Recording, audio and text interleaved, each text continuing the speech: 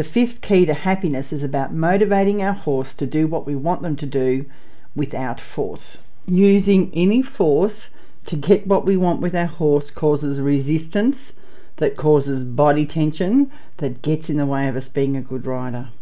Oh bugger, I wish I'd known that 30 years ago. Damn. Learning to motivate our horse without force is another fundamental key to both happiness and being a good rider.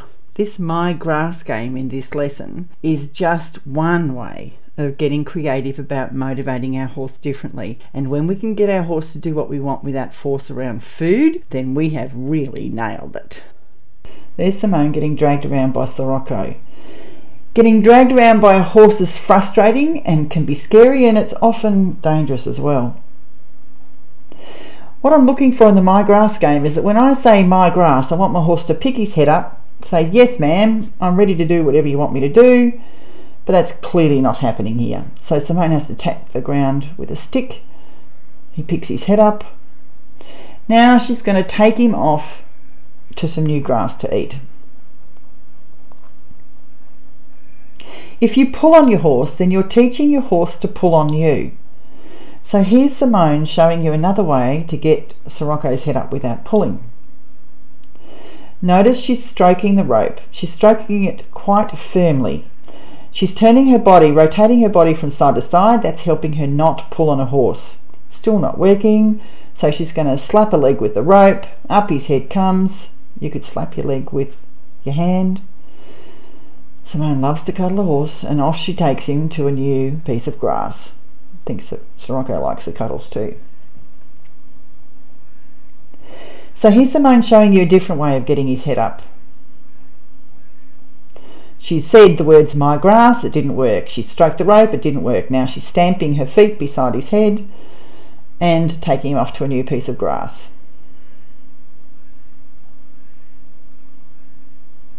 Going for a longer walk this time, that's how it works. Start off just close by, a few steps at a time, and then extend it for being able to walk further.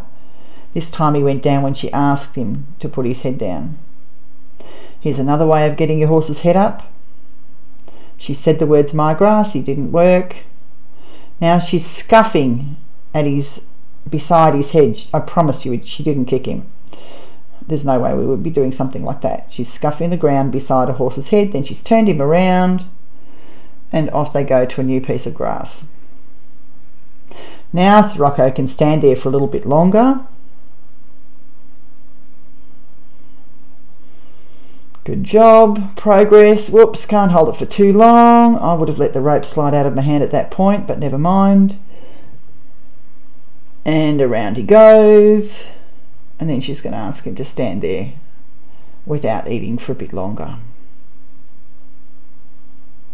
So now Simone's actually able to have a conversation with us while Sirocco is standing there politely beside her in this absolute sea full of spring grass. Very good progress. Whoops, can't hold it for too long, but ooh, nice job. Came up just on a very gentle pickup of the rope. Excellent progress. A little bit of progress each time and you've got the job done in short order. So this time he was able to stand there for a while. She's leading him off to some new grass, stands there for a while, and then says, okay Sirocco, now you can put your head down and eat grass. What an excellent job.